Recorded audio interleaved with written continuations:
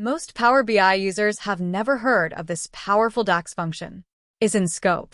But once you know it, you'll wonder how you built dashboards without it. ISINSCOPE checks if a specific column is visible in a visual. It's especially useful when working with hierarchies, like year, quarter, and month, and you want your visuals to react smartly depending on what level is selected. Let's say you have a hierarchy, year, quarter, month. With ISINSCOPE, month name, you can show a different message or value when users drill into the month level. No need to overcomplicate it. This one line of code handles it for you. ISINSCOPE helps keep your logic clean. You avoid messy nested if statements and make your visuals smarter and more dynamic. It's a small trick with a big impact. Try ISINSCOPE in your next report and see the difference for yourself. And if you want more DAX tips like this, don't forget to subscribe to learn DAX.